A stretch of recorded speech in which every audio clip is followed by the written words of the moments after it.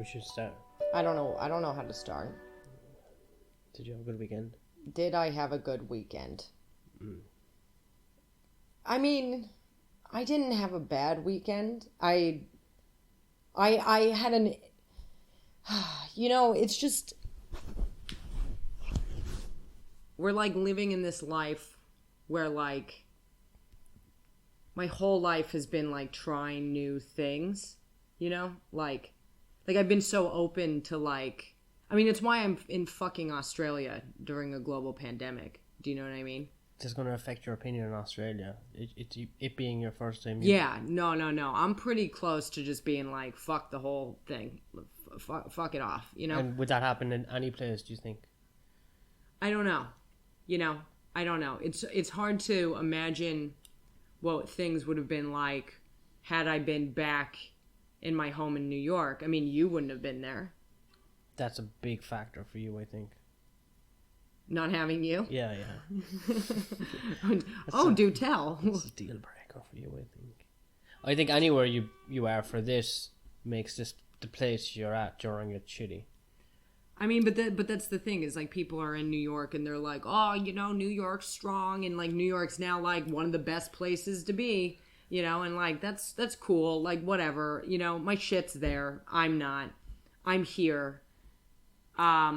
I miss experiencing new things. With that said, I would say for this weekend, on a very small scale, trying PCP for the first time wasn't necessarily on any bucket list of mine, but it did happen this weekend. So in some regard, yes, I did have a good weekend. I tried a new thing. I didn't like it, but it was an experience. And considering, 6 months of this year, 4 of those have been little to no new experiences. Sure, I guess on the measure of weekends, this one was all right. Yeah, I mean, if you're going to break out of the boredom of every day being exactly the same, you might as well, really mix it up with PCP. What does that stand for? Pretty cool powder. Pretty cool powder. I'm not a fan. It's funny. I was telling my very good friend Luke on the phone today, about, I was telling him the story, and I was like, what do you think of when you think of PCP? And it was the same thing I thought of. He's like, just bad stuff. Yeah, negative. Yeah, like, I don't know any, and I'm like, yeah, I have never known anyone who personally sought it out, or was like, oh yeah, you gotta try angel dust, just throw a little of that on your sandwich and like call it a fucking afternoon. Like, ever. And it's not like we were intentionally doing it either with the people we were doing it with. They weren't trying to do PCP either. It was either. A complete accident. It was a complete, well, was it an accident, or was it someone intentionally sold someone else a bad product? Who knows? That's not my jurisdiction in this particular field. But I was generously offered drugs, and I was told the deal. And at first I was like, I'm not, the last thing I need to do is angel dust in Australia. Well, there's an edge to the deal, because half the deal was the thing you love the most. Ketamine. And then the other half is PCP. So, like, what are you meant to do? You can't, like, it's what do you call it? That's called a push in gambling. A push in gambling? Yeah, it's a push. It's like in blackjack when you and the dealer draw. It's like, no one really wins.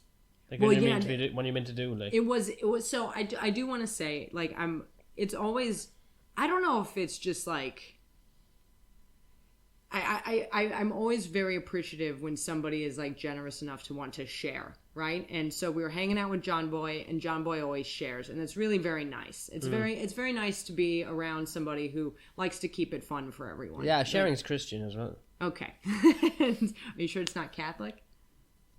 It's just with dicks. They like to share their dicks. Well, only if it's an old dick with a very young dick. Okay.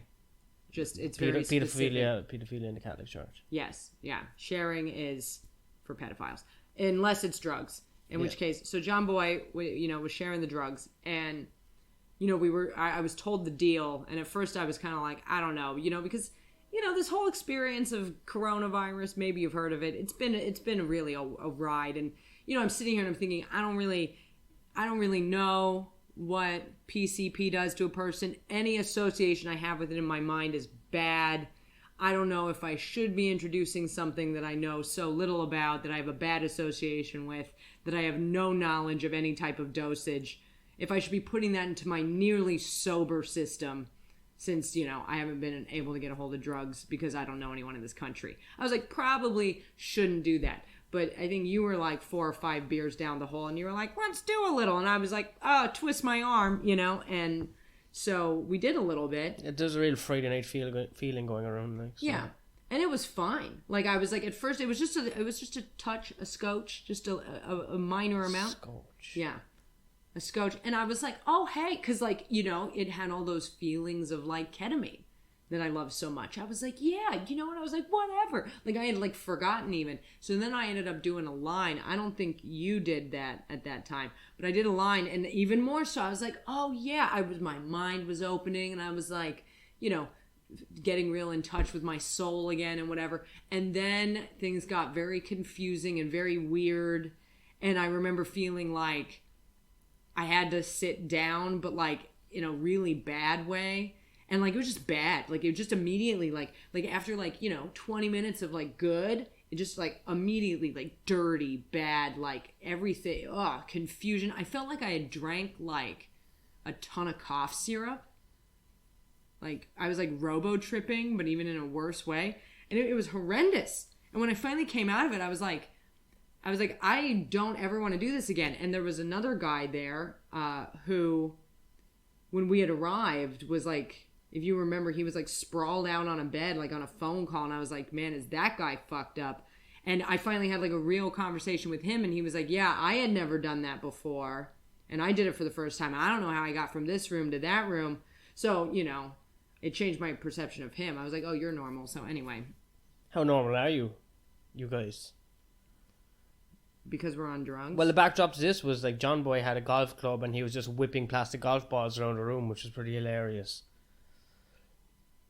I mean, it was a little nerve-wracking. There was some lunacy there. There was something, and well, that's you why passed out for 5 hours. I decided my body decided it needs to go to sleep again. Yeah, and so you passed out, and then that's when the Coke arrived. And I swear, I only did the Coke just to cancel out the feelings of the PCP. You just wanted some normality. Yes, because it left this film of like ketamine like gives you. I don't know. For me, I find ketamine very cleansing. Whether or not I had a good time on it or a bad time on it, I always like feel like I got somewhere. Like something happened for me that feels useful. And like a lot of times people could say the same thing about like a mushroom trip or an acid trip. If you like are introspective enough, ketamine is very introspective for me. So it was like, even though I kind of experienced that, it was like whatever's in this fucking angel dust, like it's almost like it muddied all that up. I felt like gross. Like, and so I was like, yeah, I'll do a little cocaine to kind of like just wash that away. And by the time that was done, that's when you woke up. 6 solid hours. And then you started everybody back on the ketamine angel dust thing. I guess you'd forgotten there was angel dust in it.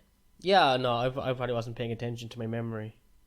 Yeah, because you started it. And then I was like, oh, well, win in Australia, And so I did it again. And then this was truly the most terrifying experience of mine. I would say, like, easily, I know I've told you this, like, 4 times already, but I cannot stress how horrifying it was. Like, it was like, the ketamine feeling, right? So that was great. But when that wore off, I was like in a conversation with you and like 2 other people, and I could hear the words coming out of your mouth and I could understand what the word was, but to form the sentence, to form a memory in order to respond to what you were saying to me, I couldn't do. Like, I couldn't formulate the memory. I couldn't retain the information that you were delivering in the sentence. I was sitting there like, I was like, okay, well, I know my name. I know where I am. I know why I'm here. I know what I've done. But it was like I couldn't form new memories for like 10 minutes. And I don't know if you remember, I just didn't say anything. And I kept trying to repeat the words in my mind or even start saying them out loud. I couldn't speak. I felt like a vegetable. Like I knew all my past, but was unable to take anything in. And I was mortified. I was like, if this is how I fucking go, that's real fucked. I fucked up because, I wouldn't say I'm the most irresponsible drug user, but I would say that was a relatively irresponsible thing for me to do if I become a vegetable. You know what I mean? I'm like, but that wasn't fucking worth it. It was terrifying. And then I think I even told you guys at one point, because John Boy asked me a question, and I was like, I have no idea what you guys have been talking about. I have been unable to retain information or form new memories for the last few minutes. And I think all you guys were just like, oh. Yeah, no, we already just accepted you were some sort of vegetable, and we were like, we have to figure out this fixing the world's politics in this absolutely circus of a discussion. It felt horrible. Like, look, if you or someone you know is addicted to PCP, abandon them, because nobody should like that drug. That was, I know drugs affect people differently, but like, I don't know. Like, I was talking with the other dudes and they were like, yeah, it's like ketamine and nothing like ketamine at the same time. So 4 out of 10? Not even, dude. I would, the ultimate experience, like as a whole, like 2 out of 10. For real. Because it was almost like the high of ketamine was so brought down by the opposite of what that is. You know what I mean? You enjoyed the people and the conversation. Oh yeah, no. I thought we were rating the drug. No, yeah. The overall experience. No, that gets more out of 10. I would say. No. I have 2 categories. Well, what are the fucking categories? Just the actual substance itself, and then the festive activities that surround the substance. The festive activities, I'm going with. I mean, we're working with what we got. I'm gonna go ahead and say like 8, 9 out of 10. Right? Yeah. I think I had a really nice time. The drug itself, and the only reason it's low is because I've got a drug that scared me, which is my own thing, and and the fact that there's coronavirus, so it's like we couldn't really do much more than what we were doing. Yeah. So again, that's out of control. But the company was good. The drug itself was bad. I mean, I'll put it this way: I've never been, I've lived in New York for like 15 years. Have you? I don't know if you've heard of this city. New York. No, city. I just think it's like the first time I ever heard you say that word. That I'm from there? Yeah. Or, lived there? Yeah. So I lived in New York. And, like, New York's known for being really diverse. But with that said, I can't say I've ever been to a party where you had, not like we were at a party the other night. We were at a small group gathering. It wasn't even a gathering. Couldn't even be big enough to be a gathering. There was a handful of people there. Whatever it was under. Whatever it was, it didn't break the rules. Yeah. But we're fucking staunch rule followers. Yeah, we follow all the rules. But my point is like I've never been at a gathering where there were such a diverse group of people in the sense that they're from the places they're actually from. They're not like, oh, I'm like, Chinese American. It's like, no, I'm like from China. Like, yeah, and I'm from Australia, and I'm from England, and I'm from Ireland, and I'm from Sri Lanka, and like they call those people Poms. Poms? Yeah, I think they call them Poms. Why? Prisoner of the motherland. Is that? Yes, they call them here. Yeah. Oh, really? I think they call English people here. What do they call Americans? Well, I guess I don't know where the assholes. Yeah, probably. Yeah, I mean, fair enough, but like that, so the conversation, like, everybody being from where they're from, grew up with obviously very different experiences. And so, yeah, a lot of good stories. It made my like stints in jail just look like child's play. Oh yeah. People have great backstories. I mean, yeah. I heard some shit where I was like, all right. You've been around the block. You've been around. And I'm like, and I am, 12 years older than you or whatever the fuck. And I'm people's got some stories. So it was a good time. John Boy always with that every time. Yeah, John Boy's a great host. Unforgettable. Yeah. Every single time. And it's been really a handful of times. Yeah. Which is like, for real, a stark contrast to where we were living and the other group of people we were living with, the other couple. Which, like, we don't have to get into that today. But, like, it's interesting to see how different people choose to live their lives, even during a pandemic. Very true. And some people have just a capacity for things that's mind-blowing, isn't it? What do you mean? What type of capacity? Well, I would have been dead like 4 or 5 times over. If what? If I consumed substances the way some of these people can. Am I just a fucking lightweight? I don't know. I don't even drink spirits when you think about it. The idea of even drinking spirits upsets my stomach. I mean, I think that's why I got sick the next day, because I have a little bit of liquor. I can't. I actually am very fragile. See, I was very into. I was like vodka. You just drink spirits and then like it's the next day and you got like missed calls on your phone and fucking your head hurts. But see, I would drink vodka, again, lemon if you want to make it fancy, and then the next day I might puke all day, but I'm puking like on my way to shit. Like I'm puking in trash cans on the street, or I'd carry often a plastic bag in my purse in case I needed to puke on the train or some shit. I've puked while in motion. I puked right before going on stage before from drinking. Yeah, just bang into the bucket and then straight on. Well, no, I mean, like... You should use it as your opener. Puking? Yeah, puking a nerd in the front row. I mean, I used to have a whole bit about all the places I puked from drinking. I've puked everywhere. All right, give me a really out there one. I mean, I puked on a McDonald's. That sounds about right. Did you use the McDonald's to feed yourself beforehand? No. My God. You didn't even contribute to the company. No. You just vomited on their building. I was in Maine. This was the same weekend I had that legendary yeast infection. You're just full of charms. It was beautiful. Everything you say is beautiful and womanly. Vomit, yeast, McDonald's. America, fuck yeah. Dude, yeah. Well, they were actually... So I was in Maine, and the back roads are very windy, and I was being driven to the airport. I was supposed to fly out back to New York, and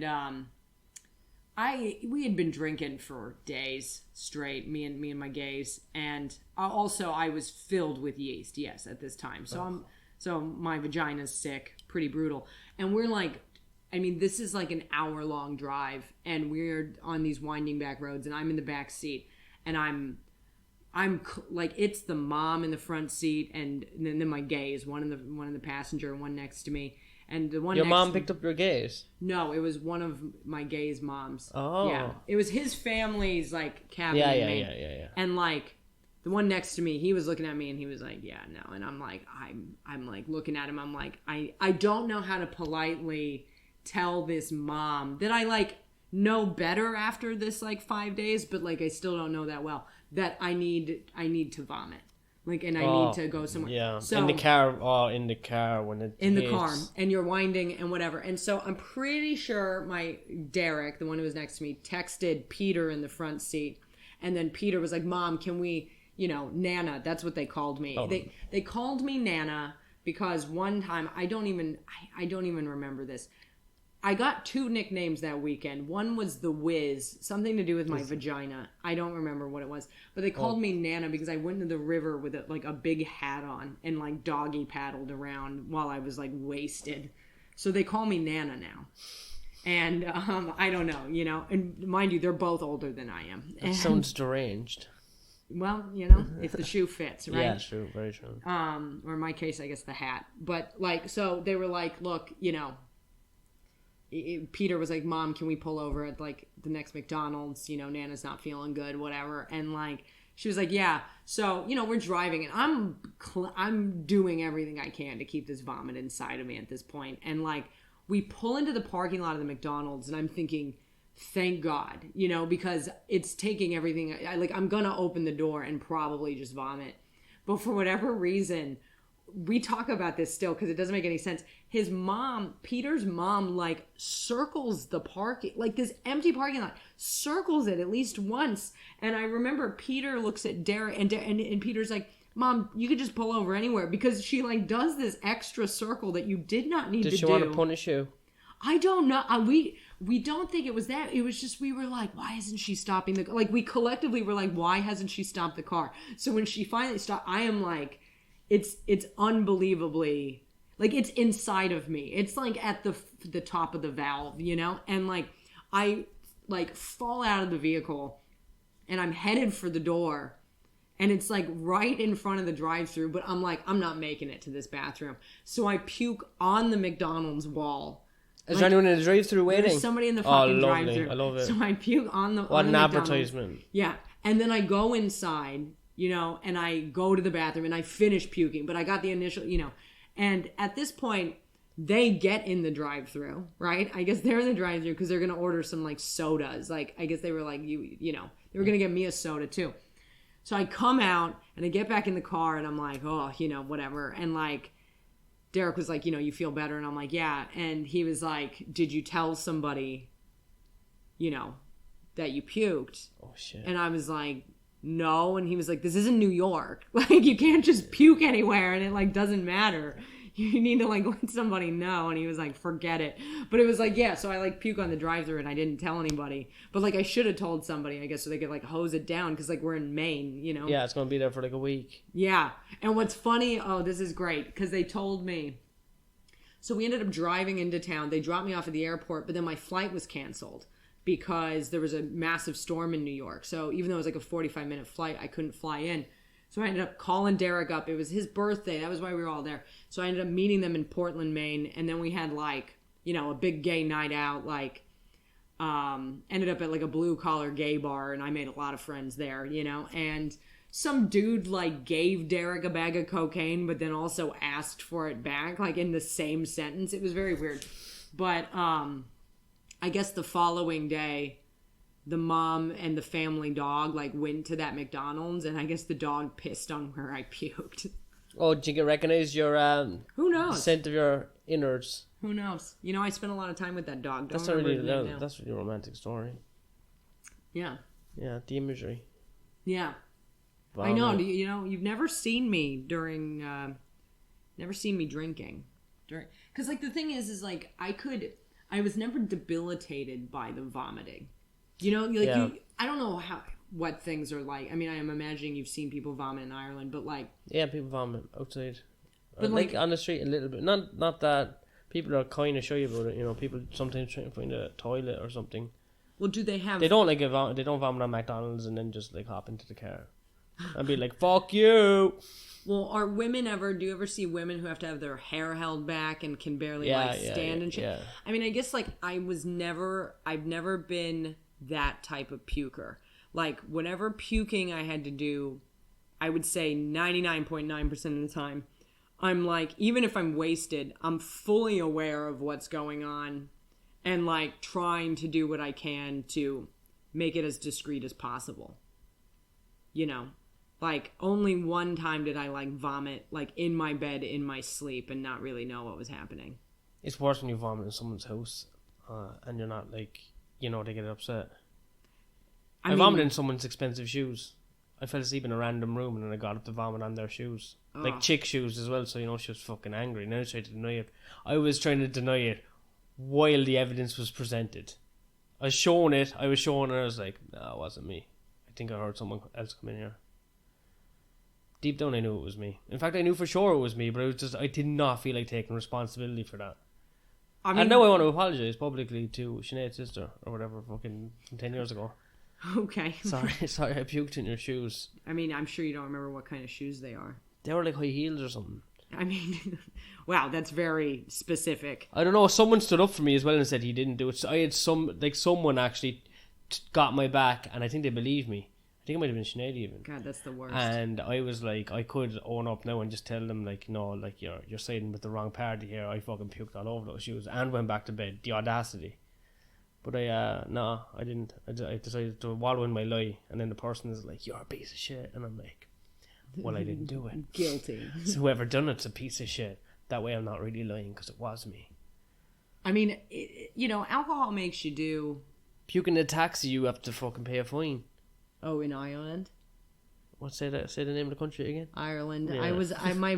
Whatever. Something happened to my jaw. It unhinged for a second. Give me a break, Yeah, it's like 150 euro. Like 10 years ago. I haven't got sick in a taxi in 10 years. I got sick in a taxi. More even, but it's fucking upsetting because he's like, a taxi driver's like, well, they act upset. They're like, oh, well, I'm going to have to pay to get this cleaned.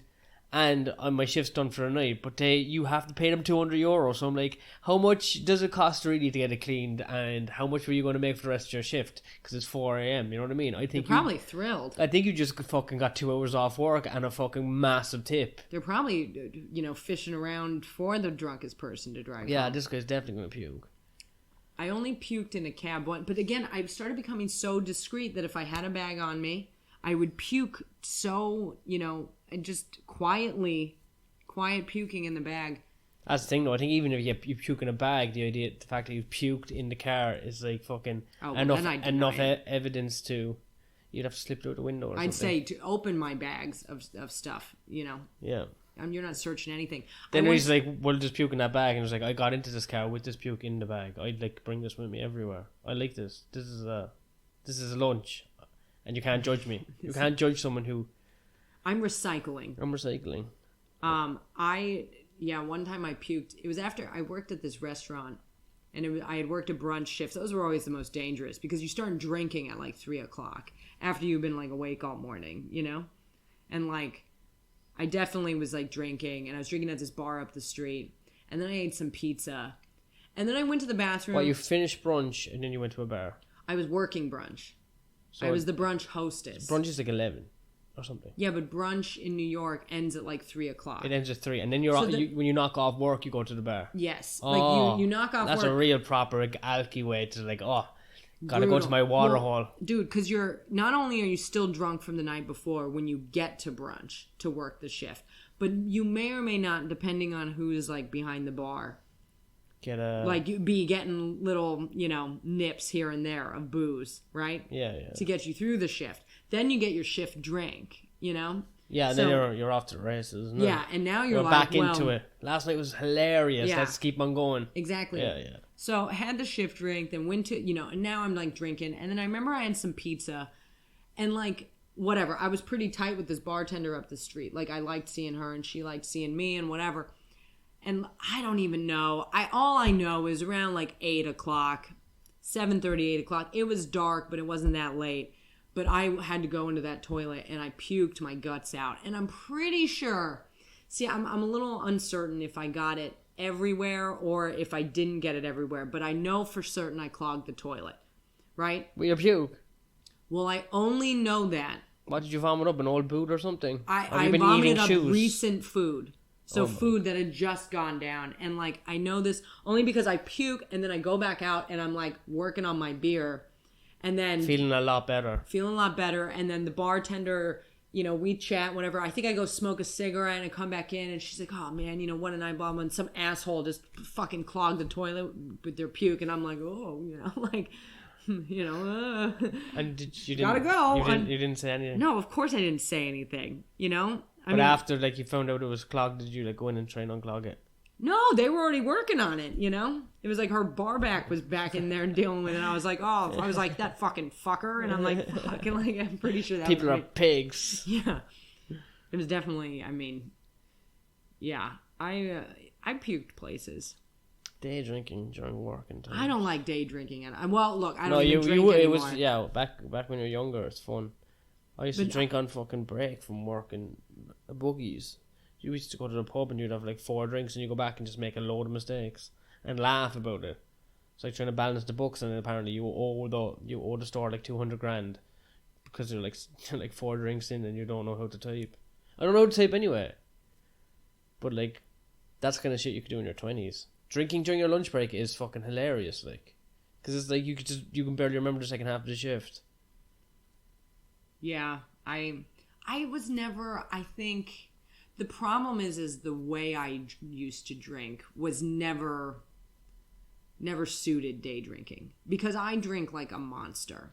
I drink like it's a job. So if I was day drinking, I'm absolutely done by 8 o'clock. Yeah. And if I keep going, then I'm it's gross. You know? I'd fall asleep. I have a max of 4 or 5 drinks and I just start sleeping. I wonder if I'm kind of bored of boozing, I think. I've never been a sleeper.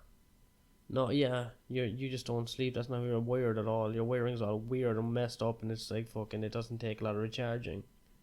Yeah. You seem to run off minimal. Yeah, which is unfortunate considering these times. I'd like to sleep through most of them. Yeah. But, I mean, I think that, well, that was the thing with me is, like, I don't want to say I was bored, but kind of. I just, like, I was talking to that guy the other night, you know, when we were high on fucking angel dust, and he was like, well, why'd you stop drinking? Because he noticed, like, he was like, I've noticed I've started drinking a lot less during this thing, and I was like, I just didn't have fun anymore. Like, it just wasn't... It wasn't that I wasn't having fun, but I wasn't having fun. So I guess that's boredom. I was just kind of like, there's no point to this. And then I feel like shit. And then all the money I have to spend, you know, to survive the hangover. It's like almost cost me more than what I spent the night before. You know? It is just poison, like, really, I guess, when you think about it.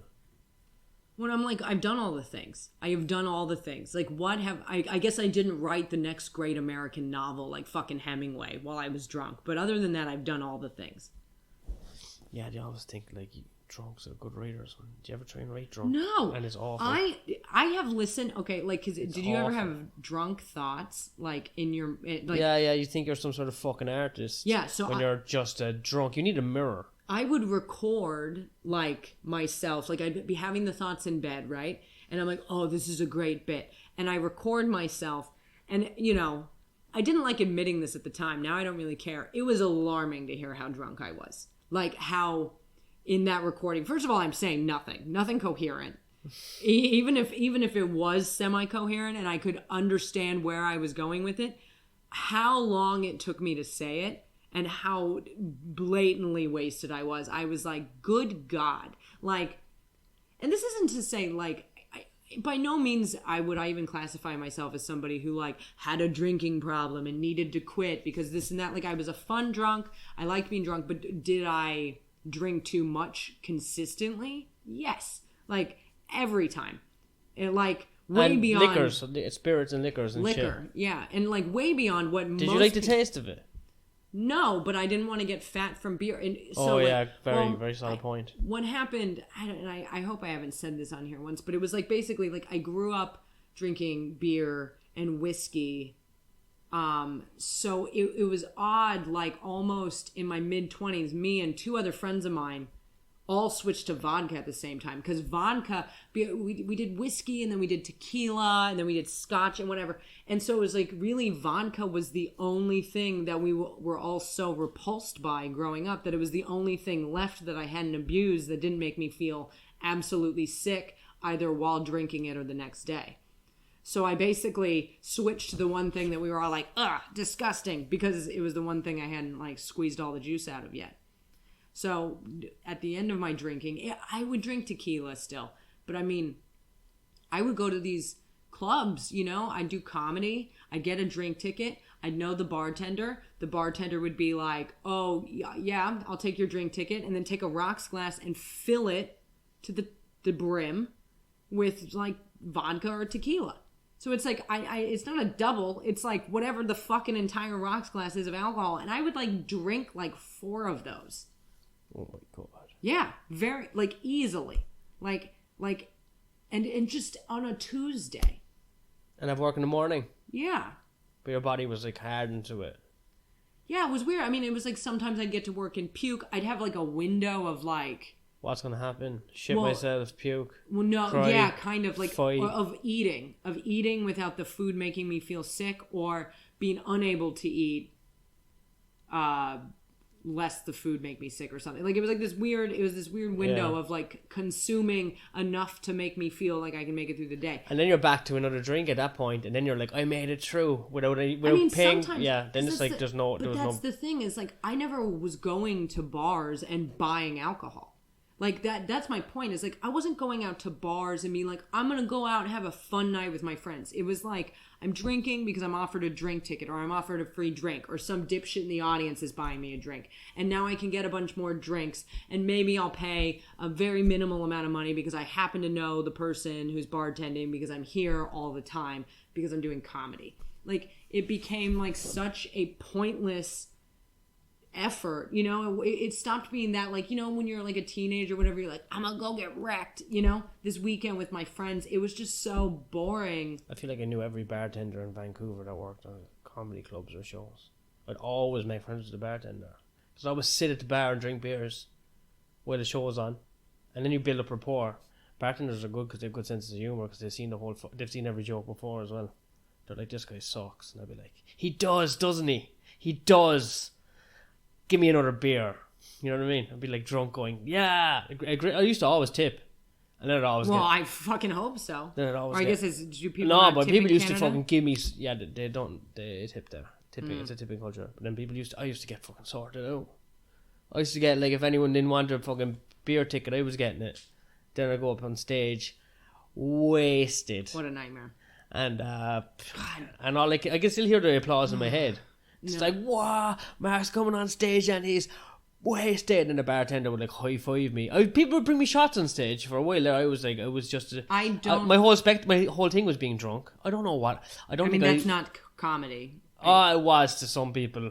See, I remember. I mean, the jokes didn't make sense. One of them, just check this out, because a comic from Vancouver, Sam Tonning, he sent me a joke book from like 3 years ago. Yeah, he sent it to you here in Australia. He sent it to me in Australia. What a nice guy is. What a legend. And it's fucking, I just arrived, and I'm reading through it, and I don't know if I'm better or worse. But a lot of it's the same, honestly. I saw one there the other day. It's like, I work with a guy, and he's a Hindu, and I wanted to ask him about his religion. So I said, what are the Hindus or Hindon'ts of your religion? That was like my joke. I mean, there's more to it, but I mean, I don't want to hear it. That and 8 beers in me, and then probably going, wait, no, that I said it wrong. 2 seconds, and then people are like, he always does this. He says it wrong, and then he has to try and do it again. And you know what? I had a good time though. I mean, I guess that's all that matters in this world, is if you had any fun. It really does. I mean, no, it really does. You know, it's interesting to think about that in that way, because it's like... Oh, wait, do the right thing. What? Is that something that's more... From do the right thing? No, do the right thing. Is that more important than having fun? Have fun if your fun results in doing the right thing. What? You know? No. You can't just have fun at everyone else's expense. Well, yeah. I mean, I was about to say something, but we can go into whatever thing you wanted to say first. Have fun. You know what? Just do what you want, actually. Well, I changed my whole mind right now. I think it's like... There's this whole idea, right, of government and laws are to be abided by, and God and this and that and the other. You know what I mean? That all these people live their lives by. They're like, my government, takes care of me, and my God takes care of me, and whatever. And therefore, they're so rigid and closed off to anything other than whatever that is. And when you think about it, if you're really looking at this right now, especially Americans, I guess because it's the only viewpoint I could really have being one, it's like, I've never lived this life where my government gave a fuck about me. It was always sort of like, well, it is going to be whatever it's going to be, and then I have to figure out how to carve a life out of that. Because it's never going to fit my agenda, what everybody else is doing, So this idea of like, oh, well, if you try like illegal drugs, or if you want to like fuck a prostitute, you're like bad, ew, like, you're a bad person, and like, of trying to have a nice time in that way. I guess I don't relate to that. And I feel like, I think life is sort of about having to deal with whatever it's gonna be and carve out a way to have a nice time yourself while not trying to be a dick to other people. I think that was that's the point I try to add to I want my government to take care of me. Well, like nanny me. I want my government to, like, I'm communist. I want my government to actually, when I have a dirty bottom, I want the government to come into my house and clean my ass. Okay. And if I just don't want to clean my ass, I have like shit all over my ass, I can press a button and it's a speaker, and I'll go, excuse me, government, your job is to clean and powder my bum. That's the perfect kind of government. So would you take that government at the expense of all life's experiences that you've had that are considered illegal? I mean, I just want that arm of the government, so I'm voting in whoever. What? I mean, I guess I don't know. The government's reach should only be as far as my ass cheeks. I don't know anything about Irish politics. Neither do I. Okay, well, I think I would venture to guess. Correct me if I'm wrong. You know marginally more than I do. Yes. Okay, so like, I guess I'm just coming from the standpoint of like, for the government and religion, I don't get why people cling to these things. as long as I'm loyal to my government will take care of me, and I can have a happy life. Have you ever had a fucking silver diamond cross, and you wear it like on a muscle top, but it's like, it's kind of silver cross, kind of big outside the muscle top? That's worth being Christian. I think you could do that even if you're not Christian. If you don't care. Yeah, I didn't care, but I used to wear one, and I used to think I was so fucking cool. Yeah, I mean, I guess it's a cool crucifix look. Around the neck. Oh my! I mean, I bought these shitty earrings off of eBay that I actually was wearing at the Fringe last year, and someone said to me, "This was so funny. The Fringe hadn't even started yet. The first few days before, where you're kind of like getting everything set up and you're sort of meeting people and shit." I was sitting with somebody at lunch. And he asked me about these earrings that had little crosses on them that I bought just because I was like, oh, those seem kind of goth. And they were 99 cents on eBay, whatever, right? And then later in the month, he was like, I thought you were kind of this good, I thought you were religious and this Christian, girl. And I'm like, what? I was like, because of these fucking earrings? I was like, it's fashion, baby. God is fashion to me. Yeah, fuck. I just had a flashback. I used to wear rosary beads the whole time. Yeah, I started that craze. Because then, all guys started wearing them back in... I'm talking... I don't know what guys are talking 2004, 2005. Yeah, I had rosary beads around my neck, outside the shirt. Wooden, plastic. Nightmare. Oh, my God. Sometimes I have 2 sets of rosary... Oh, my... It was my thing. What a gay little Enrique Iglesias I was. And I thought that was cool. So really, Enrique Iglesias actually started then? No, okay, maybe. Fuck. Yeah, the timeline, it doesn't add up. Yeah. I must have seen him and thought he was cool. And you've told me about this a lot, and never before had you mentioned Enrique Iglesias, and now we know where you actually got it from. I don't know, did he wear rosary beads? I'm vaguely remembering a music video where I can see him. Maybe I started the rosary bead thing. I think I did. Okay. I fucking did. I swear. Well, I was accessorizing. I used to accessorize. So you started a bad trend. Nothing to be proud about. I made God cool again for a while. I made God cool. I had fucking rosary beads, 2 around my neck, and I could have 1 around my wrist. Can you believe that? And no. I was drunk, and I was Christian. That's always, isn't it always, I think it's so funny to meet people who are super religious who completely misbehave but put God on their team, that's why they can do that, Yeah, everyone does that. Fuck it. I mean, you know what I mean? I mean, it's not really fuck it. You need a God, you need government, you need someone wiping your little baby bottom. You need someone wiping your bum. And whether it be God wipes my bum, the government wipes my bum, everyone should wipe my bum and powder me. This is really, and what do you really think? I think I might give the rosary beads another go. I will leave you. Oh man, I forgot about that. Well, speaking of jokes. Yeah. Speaking of jokes, we got an email this week. From somebody who shall not be named, who said that they will upgrade from the $1 tier on Patreon to the $3 tier on Patreon if you tell the full magician joke, the whole joke in full, on this episode of this podcast. And I will do anything for $2 at this point. And I will make you do anything for $2 at this point. So, you're going to do you remember the joke? With pleasure. I remember the joke. It's a fucking work of art. Yeah. Is it as pleasurable as all the rosary beads? I mean, I could wear rosary beads and start doing material like that again. I think I might actually... I'm sure, yeah. The magic came from the rosary beads. So are you going to tell the... yeah, I'm just getting into my fucking stage mode. Stage mode, okay. Hey, how's everyone? Woo, what about that virus? Let's not talk about that. Has the other comics talked about that? Yeah, they have, okay. Terrible. So, comedy's pretty tough. Yeah, it's not going that well. Been thinking about getting into magic, be a magician. For my first trick, made my girlfriend disappear. Yeah, she was like, I didn't know you were gay. And she just walked out of the room and left me standing there shoving a wand in and out of my asshole. Yeah, magician, ooh, tough gig. So many dead doves. That was $2. I remember that joke being longer and as bad as it was just then, but definitely longer. You're mixing up because I did it with a Harry Potter joke as well. Also a bad joke. Well, here we go.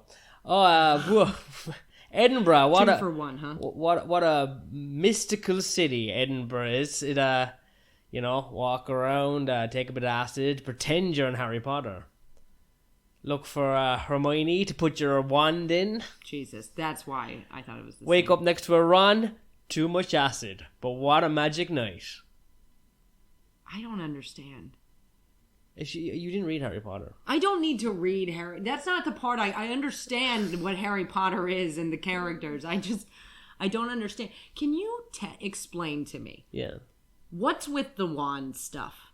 Yeah, I don't know. There's a through line of a wand with those two things. I don't even do jokes about them. I don't even know anything. I don't even do jokes. Well, those are the only two I ever done about magic. Yeah, that's 2 more than I've ever done.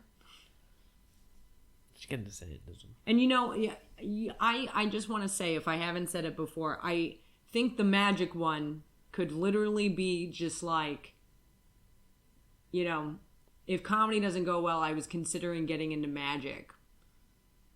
But magic's got to be tough. I mean, so many dead doves. Something like that. Yeah, magic. That's it. It's like 2 lines for like it's still a mediocre thing, but better than you have to bunch up. You have to bunch up your words and your jokes. People are like, trim the fat. I'm like, no. Bunch up a few more words. Why? Because you want to confuse them, so they just laugh. So the audience nervously understand who you are. No. Oh, he's someone who uses a lot of words to say absolutely nothing. So they can get that feel off you. Okay, I mean, if that's what you're going for, but then you can show off that you know a lot of words. That's what I like to do. I like to show off that I can actually speak longer sentences. So you just want to show off how many words you know? I don't know. I got into comedy for some sort of validation, but now I just want to go on stage, pull down my pants, and have the audience, one by one, wipe my ass. Like the government and like God. And like me, okay. You did throw me in there. Like, yeah, you used to powder my bum after it's wiped. I don't know in what universe you think that's going to happen, but I mean, I'm not going to pretend like I don't have the time anymore. So I expect to see $3 in our Patreon from that person who emailed us. But can't we say his name? No, because that would eliminate the beauty and power held by the $5 Patreon tier, which are the following people. Oh, on the Patreon we got Adam Ori, Adam Freedom. He's got 2 names. What kind of a bloody lunatic has 2 names? A man with an alias. Maybe he killed a woman. Okay. He's from around here actually. Great kid. We have Dominic Fooey. He's a chef. He cooks like nice meals. I've heard. I feel like you're like a human dating app for these people. Me and Dom used to go to Jamaican bar in London, and we were the only white guys in there, and we used to play pool. And we were too. TikTok running out of time. Okay, so we have Sinead. She's from Dublin. She does comedy. She's great. Maybe these people they don't need a description. Info. They actually don't need a description. No, not at all. This is something we have Kevin. Kevza, his fucking social security number is 4932 5671, and we have Nyler, fucking our mate here, our one of our favorite people. One of the best goddamn guy in the city. Fucking. Yeah, what I said about bunching a lot of words up, say a lot of words and saying nothing really, am I? Just now? Yeah. No, you did it. I don't know why. I mean, it is possible people don't want you broadcasting any personal information about them on this, but at the end of the day, we're all gonna fucking die, and hopefully not from PCP. If we've learned anything. Pretty cool powder. Pretty cool powder. Good night. is never